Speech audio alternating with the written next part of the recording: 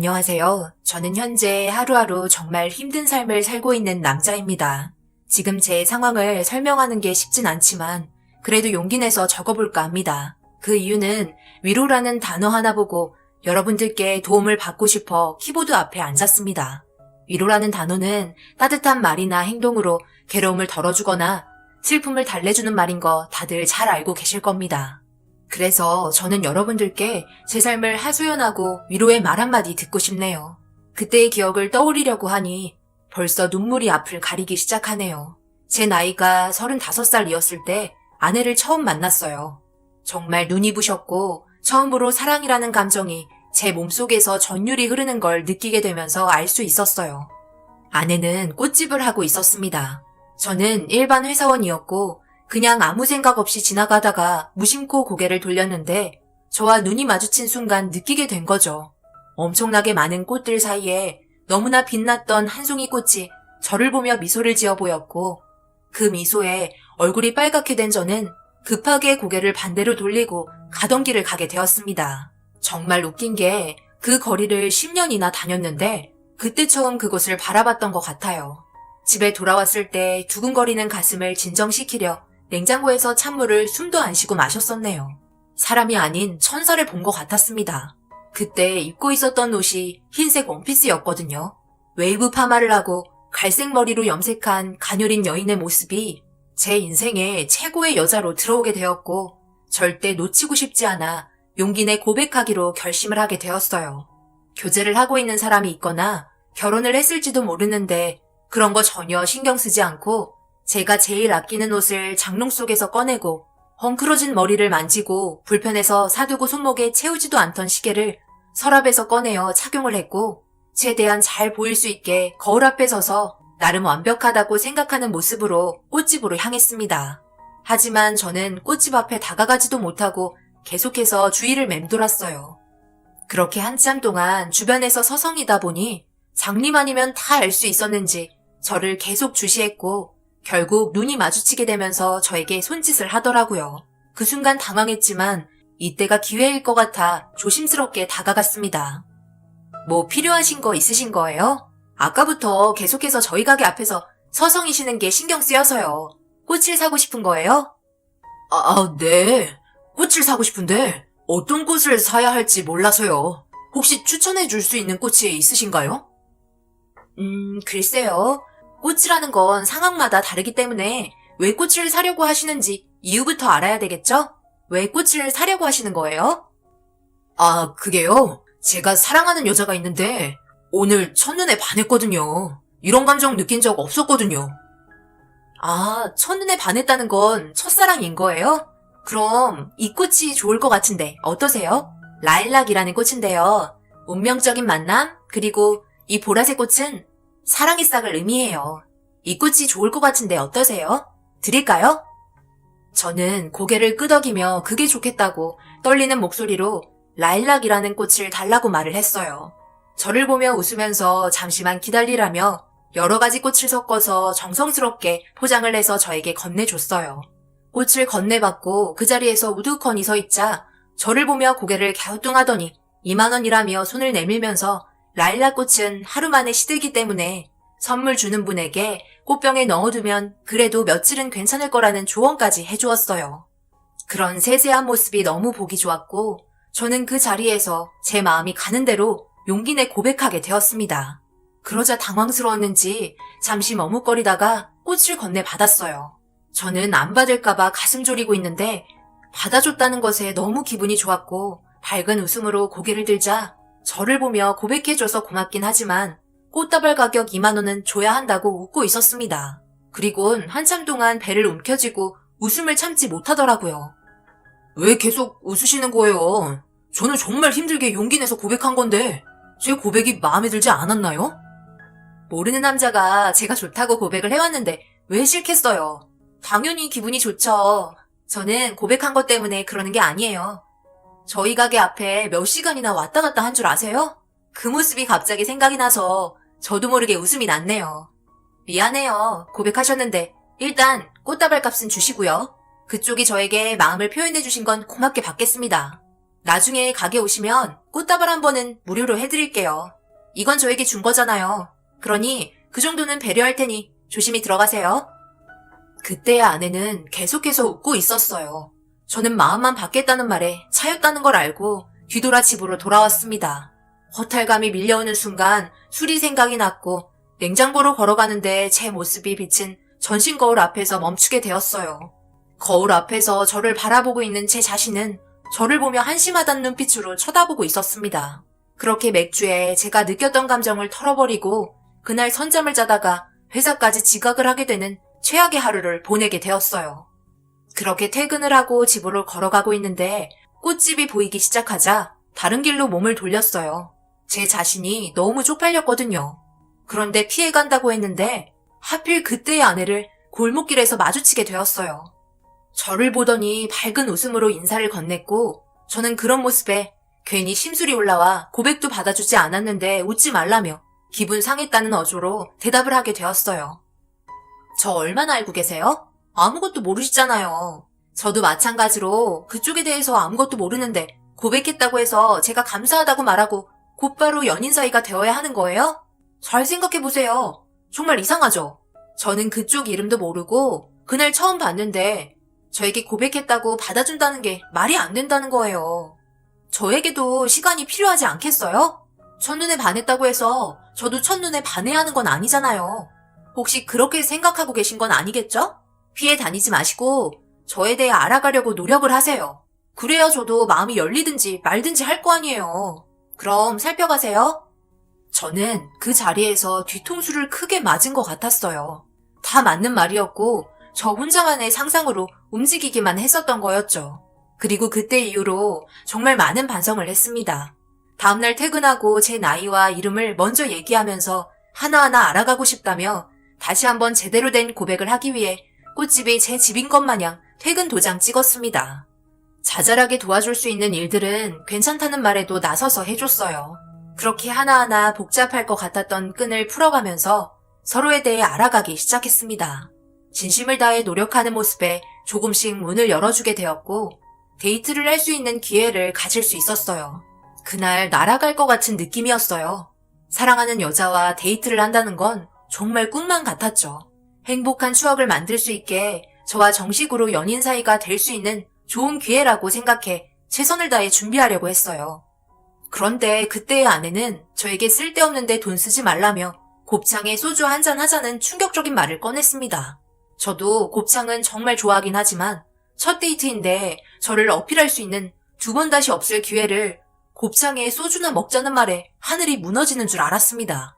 보통 첫 데이트라면 분위기 좋은 레스토랑에서 와인 한잔하고 야경 좋은 곳에서 드라이브 하지 않나요? 그런데 제 생각을 전혀 벗어나는 행동에 너무 당황하고 말았어요.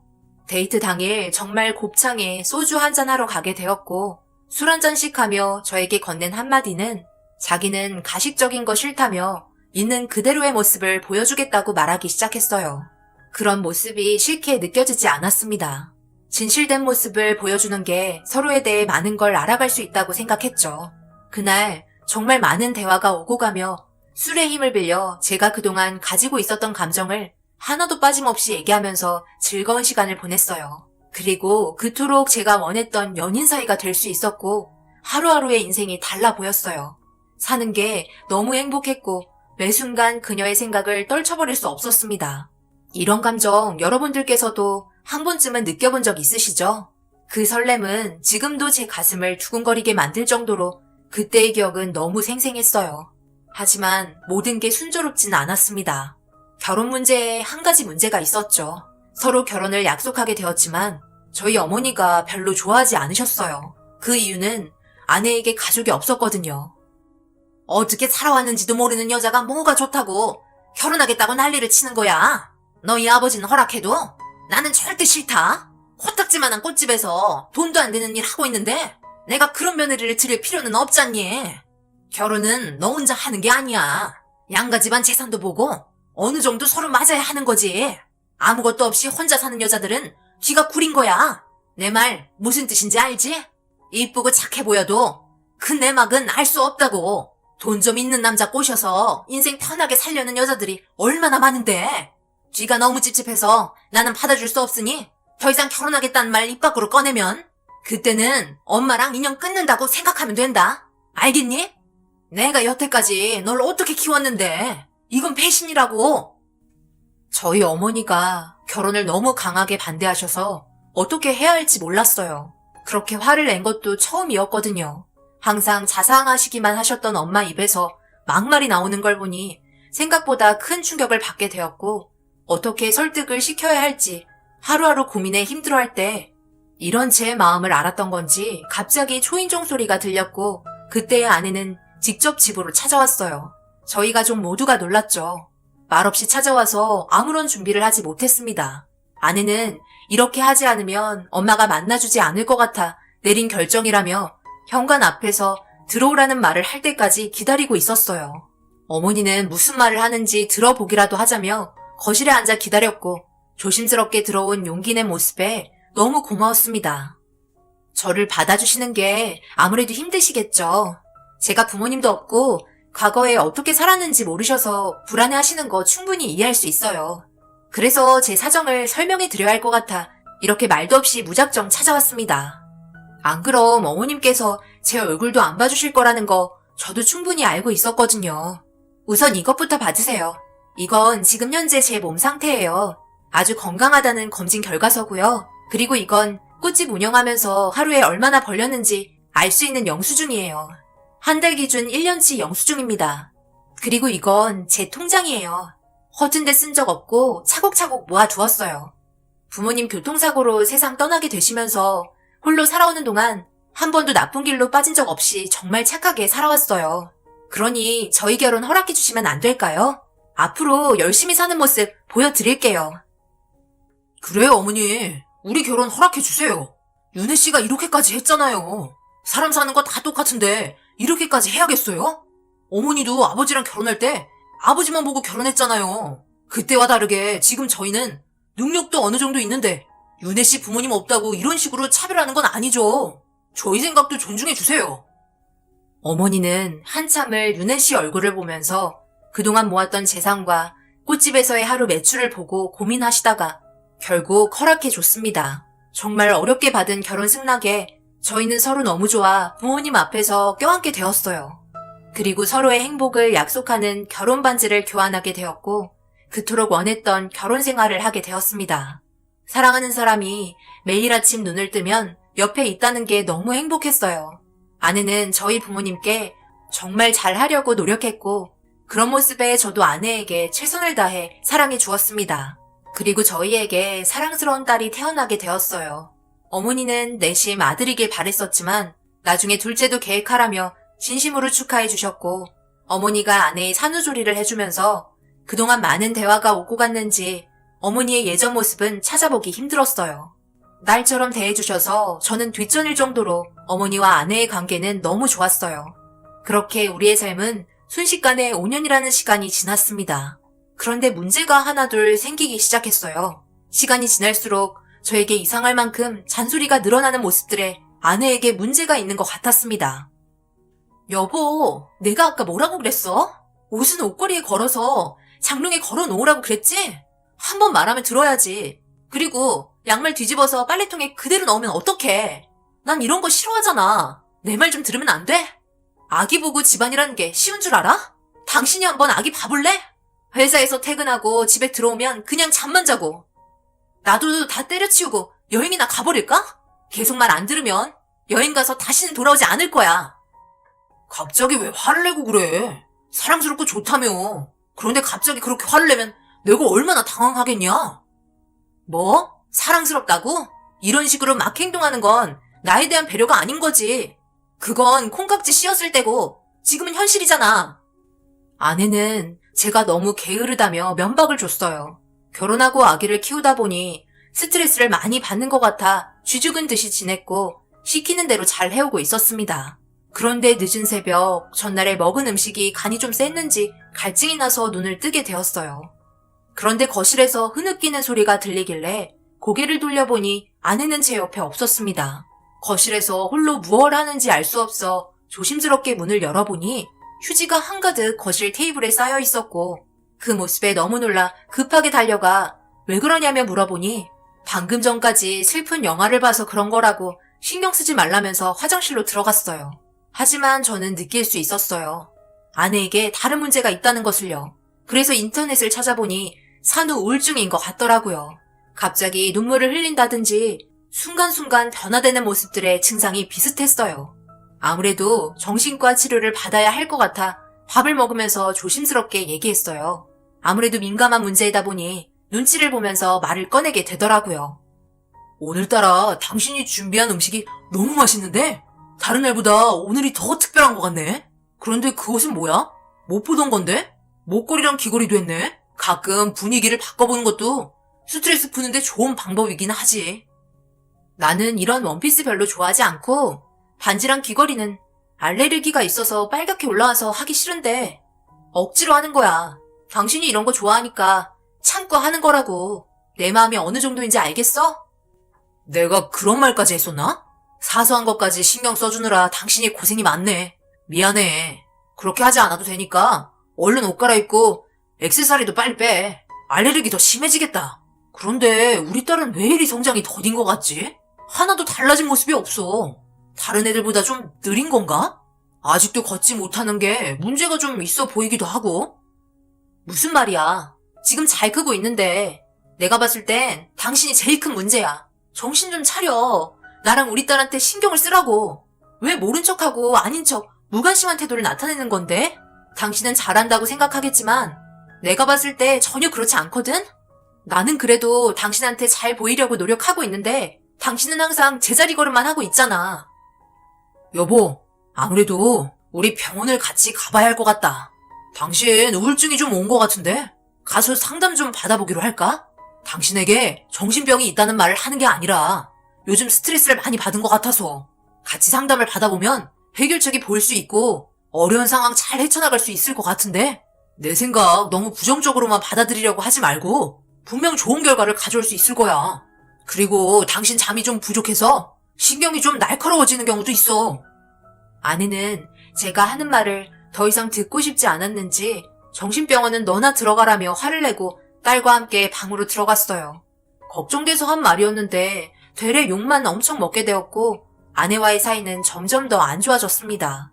이런 상황이 어머니도 걱정을 많이 하셨는지 저희 집에 주말에 방문하셨어요. 오래간만에 보는 어머니 얼굴에는 그늘이 져 있었어요. 마냥 행복하고 좋을 것만 같았던 아내와의 결혼 생활에 금이 가기 시작했기 때문이죠. 어머니와 아내의 사이는 정말 좋았기 때문에 제가 낄 수 있는 자리는 없었습니다. 어머니는 아내와 정말 오랜 기간 대화를 이어나갔어요.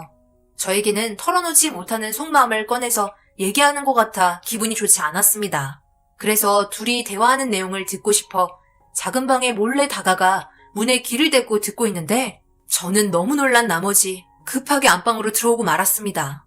그리고 어머니와 아내의 대화에 충격을 받은 저는 입을 틀어막고 오열을 하고 말았어요. 새벽 늦게까지 둘의 대화는 계속해서 이어졌고 저는 그동안 아내에게 너무나 미안해 가슴이 아파 제 자신이 너무 싫게만 느껴졌습니다. 아내와 어머니는 작은 방에서 오랜 기간 눈물을 흘리고 있었어요. 그리고 새벽 동이 틀 때쯤 어머니는 제가 자고 있는 줄 알고 깰까봐 조심스럽게 나가셨습니다. 뒤이어 아내는 한참 동안 누워있는 저를 향해 바라보고 있었고 조용히 안방문을 닫은 뒤 거실에서 또다시 눈물을 흘리기 시작했어요. 저는 아내에게 다가갈 수 없었어요. 이기적인 행동 때문에 아내에게 아픔만 주고 아내를 이용해 제가 받은 상처를 치유하려고 했었기 때문입니다. 점점 변해가는 제 모습에 너무 무섭게 느껴졌고 아내가 제발 저를 떠나지 말았으면 하는 간절한 바람으로 그날 기도를 했어요. 다른 건 다 바라지 않을 테니 정상적인 삶을 살 수 있게 해달라고요. 그런데 아주 잠깐 잠을 자고 있었던 제가 정신을 차리고 보니 거실에 서 있더라고요. 분명 자고 있었는데 거실에 서서 아내를 바라보고 있었습니다. 저를 보며 웃으면서 요리를 하고 있었고 그 모습을 보고 있던 저는 뭐 하는 거냐고 물어보니 제 생일상을 차리고 있다며 다른 존재의 모습으로 변해 있었습니다. 자기 스타일이 아니라고 입기 싫어했던 원피스와 귀걸이 그리고 목걸이를 착용하고 있었어요. 목은 붉게 두드러기가 올라온 상태였어요. 그 모습에 저는 눈물을 흘리기 시작했고 아내는 왜 그러냐며 좋은 날 울지 말라고 생일상 차려줘서 감동받았냐면서 저를 보고 밝게 웃어줬습니다. 생머리를 좋아하는 아내는 웨이브 파마를 했고 저는 그런 모습을 지켜보다가 오열을 하며 아내의 이름을 불러줬어요. 정윤아, 미안해. 나 때문에 네가 이렇게까지 하는 줄 난 정말 몰랐어. 이제 그만해도 되니까 이혼하자. 너의 삶까지 망치고 싶지 않아. 나는 너를 이용해 회피하려고 했었던 것 뿐이야. 현실을 받아들이기가 힘들었을 뿐이라고. 이제 그만해도 돼. 당신 정신이 들은 거야? 나를 알아보겠어? 내가 누군데? 내 이름 뭔지 말해봐. 내 이름이 뭔지 말해보라고. 미안해, 정연아. 너에게 나는 계속해서 상처만 주고 있었네. 내가 정말 미안해. 이렇게까지 하지 않아도 되는데. 제가 아내의 이름을 부르자마자 그 자리에서 털썩 주저앉더니 오열을 하기 시작했어요. 저는 어제 어머니와 둘이 한 얘기에 대해서 다 들었다며 정신이 오락가락해진 저 때문에 상처만 받고 있던 아내의 모습을 지켜보고 있는 게 너무 힘이 들었어요. 5년 전 아내와 가을 여행을 떠났을 때였어요. 그날도 가을 하늘의 햇살은 저희 가족에게 축복을 해주는 것 마냥 따뜻했고 너무 즐거운 하루였습니다. 예약한 펜션에 거의 다 도착할 때쯤 좌회전 깜빡이를 켜고 앞차를 보며 따라가고 있는데 반대편에서 직진하는 차량이 저희 차를 향해 멈추지 않고 돌진하고 있었어요. 그리고 그 순간 일어나면 안 될 충격적인 사고가 나게 되었습니다. 정신이 희미해진 저는 아내와 딸을 바라보며 반복해서 정신 차리라고 외쳐 불렀지만 깨어나지 못했습니다. 그리고 사고가 난 충격으로 인해 저 또한 정신을 잃게 되었고 병원에서 눈을 떴을 때 아내와 딸은 세상을 떠나게 되었다는 충격적인 말을 듣게 되었고 그 뒤로 제 삶은 정상적으로 살아갈 수 없었습니다. 그렇게 하루하루 힘든 삶 속에 어떻게든 그때의 기억을 지우려고 노력했지만 발버둥 칠수록 사고가 났을 때의 기억은 저를 더욱더 힘들게 만들었어요. 아내와 딸은 세상을 떠났는데 저는 갈비뼈 골절 외에는 다른 문제는 없었습니다. 모두 다 함께 떠났으면 이런 고통 받지 않아도 되는 건데 홀로 남겨진 저는 아픈 기억을 고스란히 남겨둔 채 건강을 되찾고 다니던 회사에 다시 복직을 하게 되었어요. 그리고 제 상황을 모두 알고 있던 회사 동료분들 중 저를 마음에 두고 있던 여자가 있다는 걸 알게 되었고 제 아픔을 달래주려고 항상 옆에 있어줬어요.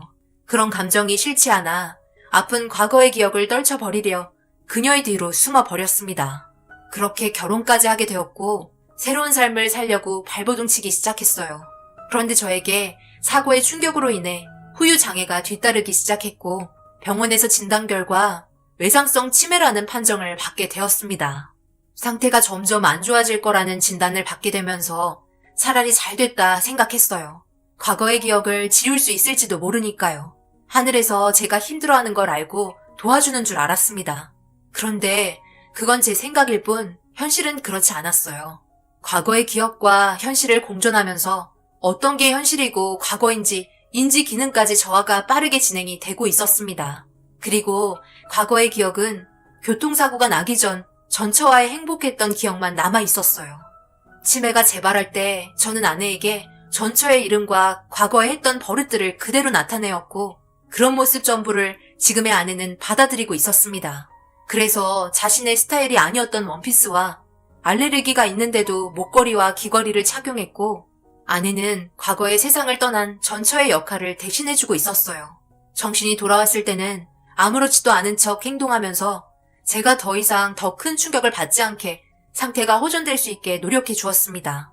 그리고 아내와 결혼하고 나서 아이가 태어났었는데 똑같은 딸이 태어났고 저는 우리 딸을 보며 과거의 세상을 떠난 딸을 생각하며 초점을 맞추고 있었습니다. 그래서 5살인데 왜 걷지를 못하고 말도 잘하지 못하는지 이해되지 않는다는 말을 아내에게 했었던 거였어요. 아내는 제가 치매가 재발했을 때 모든 상황을 녹음해 두었고 영상으로 기록해 두면서 나중에 이런 모습들은 저에게 보여주려고 준비를 하고 있었습니다. 자기가 너무 힘들어 버티기가 힘들어질 때 현실과 과거를 인지하는 게 점점 어려워질 때 그때 보여주려고 생각하고 있었던 것 같아요. 저는 외상성 치매로 인해 과거에 묶여 현재의 아내에게 엄청난 상처를 주면서 살아가고 있었습니다. 하지만 그것도 잠시 저는 순간적으로 또다시 치매가 재발하였고 제가 어떤 행동을 했고 어떤 상황이 펼쳐지고 있는지 전혀 알지 못했어요. 모든 건 아내가 촬영하고 녹음해둔 파일들로 제 자신을 볼 수 있었습니다. 그렇게 저는 아내에게 몹쓸 짓을 저지른 나쁜 놈이었어요. 과거의 기억을 떨쳐내기 위해 지금의 아내 뒤에 숨어 도망치고 있었습니다. 모든 화살은 아내가 받으며 버티고 있었고 더 이상 일어설 힘조차 남아있지 않은 상태가 되어버렸네요. 제가 아내에게 해줄 수 있는 건 이혼밖에 없었어요. 그래서 놓아주겠다며 진지하게 대화를 이어나갔습니다. 미안해. 나 때문에 당신이 이렇게까지 할 거라고는 전혀 생각하지 못했어. 우리 딸한테도 좋은 영향을 줄 것 같진 않아. 우리의 인연 여기까지만 하자. 내가 당신을 계속해서 붙잡고 있는 상황이 오면 점점 더 안 좋아지는 결과만 가지고 올 것 같아. 병원에서도 내 상태가 급격하게 안 좋아지고 있다고 하잖아. 나는 괜찮으니까 내 걱정하지 말고 우리 딸을 위해서라도 그렇게 하는 게 좋을 것 같아. 내 마지막 부탁이야. 들어줄 수 있지? 당신과 우리 딸은 행복했으면 좋겠어. 쓸데없는 말 하지 마. 당신 버리려고 했으면 진작 버렸어. 당신만 사랑이야? 내가 여태까지 말을 안 해서 그렇지. 당신이 그 여자를 사랑하고 연애하며 결혼했을 때 난 당신한테 말도 못하고 혼자서 끙끙 앓고 있었어. 나도 고백하고 싶었고 한 번만 기회를 달라고 말하고 싶었지만 너무 늦어버려서 아무것도 할 수 없었단 말이야. 그런데 나에게도 기회가 왔고 지금은 이렇게 내 옆에서 함께 행복하게 살고 있잖아. 나는 당신을 예전이나 지금이나 사랑하고 있어. 그 마음 나도 변하지 않아. 그러니 헤어지자는 말 다시는 하지 마. 평생 당신 옆에 있을 거고 당신이 행복해하는 얼굴 보면 그걸로 만족하니까. 아내에게 전혀 알지 못했던 사실을 알게 되었어요. 회사 생활할 때 인사만 주고받은 사이였는데 저에게 그런 마음을 가지고 있었다는 거에 너무 놀랐고 그 마음 변하지 않고 현재까지 제 옆에서 저를 지켜주고 있다는 아내의 사랑에 너무 놀랐습니다. 모든 상황들이 정리가 되고 어떻게 해야 할지 모든 게 바로 잡혔을 때 저는 과거의 사랑에 붙잡혀 살고 싶지 않았어요. 치매가 재발하면 그때의 저는 다른 사람이기 때문에 어쩔 수 없지만 더 이상 아내에게 과거의 여자가 되지 말아달라고 부탁했어요.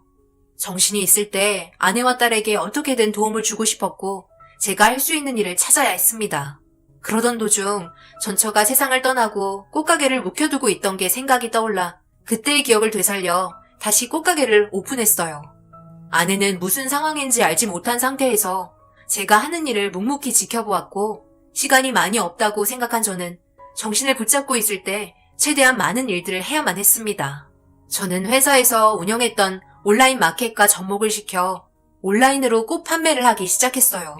제가 문제가 생겨도 아내가 혼자서 모든 걸 운영할 수 있을 때까지 옆에서 가르치기 시작했고 처음부터 잘 된 건 아니지만 그래도 한두 건 주문이 들어오기 시작하면서 좋은 결과를 가져올 수 있었습니다. 그렇게 아내에게 안정적인 일자리를 만들어주게 되었고 많은 돈을 벌지는 못하지만 그래도 아내와 딸이 먹고 살 수 있을 정도의 돈은 벌 수 있었기 때문에 그제서야 안심을 할 수 있었어요. 그렇게 바쁜 일상을 보내며 치매가 재발하게 될 때는 꽃집 안에 있는 사무실에 아내의 인도를 받아 앉아 있었고 정신이 다시 돌아왔을 때는 옆에서 열심히 일손을 도와줬어요. 제가 없어도 모든 걸 혼자서 할 수 있게 되니 마음이 뿌듯했고 그날 아내와 함께 집에서 맛있는 음식을 한 상 차려 오래간만에 웃으면서 함께 밥을 먹을 수 있었습니다. 그런데 그 순간 다시 치매가 왔는지 정신이 들었을 때 저는 맨발로 아파트 공원에 서 있었고 제 품속에는 추위에 떨고 있는 딸이 안겨 있었습니다. 너무 놀라 급하게 집으로 달려가고 있는데 아내가 젖은 머리와 제대로 옷을 갖춰 입지도 않은 상태에서 밖으로 나와 저에게 달려오길래 무슨 일이 있었냐고 물어보니 아내는 목욕하고 나왔는데 자기 얼굴을 못 알아보고 누구냐고 물어보면서 기겁을 했다며 갑자기 딸을 안고 정신없이 도망쳤다는 충격적인 말을 꺼내게 되었어요. 아무래도 치매가 점점 심해지고 있는 것 같아 조치가 필요했고 저는 앞으로 어떤 사고가 날지 모르는 상황에서 아내의 옆에 있을 수 없을 것 같아 절대 안 된다며 말리는 아내의 손을 뿌리치고 요양원으로 들어오게 되었습니다. 그리고 현재 저는 요양원에서 보호를 받고 있는 중이에요. 정신이 돌아오는 주기가 들쑥날쑥하고 점점 그 기간이 길어지게 되다 보니 잘 결정했다고 생각합니다. 아내는 틈만 나면 제 옆에서 곁을 지켜주고 있어요. 그런 모습이 미안하고 안쓰럽지만 한편으로는 너무 고맙습니다.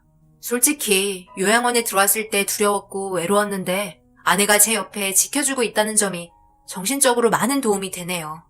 제가 쓰고 있는 이 글이 아마 마지막이 될 것 같아요. 앞으로 더 이상 컴퓨터를 바라보고 글을 쓰지 못하는 상황이 오겠죠. 제 아내가 누구인지 알지 못하는 상황이 오겠죠. 그때가 오기 전에 어떤 것이라도 기록을 해두고 싶었어요. 제 아내와 그리고 무럭무럭 자라고 있는 제 딸이 앞으로 잘 살아갈 수 있게 격려의 한마디 부탁드리겠습니다. 그래야 저도 마음이 놓일 것 같아요. 제 인생에 2명의 아내와 함께 살아가면서 저는 정말 많은 축복을 받은 것 같습니다. 지금 현재 아낌없이 저에게 모든 사랑을 준 아내에게 미안하고 사랑한다는 말 전해주고 싶네요. 제 글을 들어주신 분들 또한 언제나 행복하시고 지금의 순간의 삶을 기억하셔서 후회 없는 날들을 만들어 가시길 바랍니다. 저도 요양원에서 여러분들을 항상 응원하겠습니다. 감사합니다.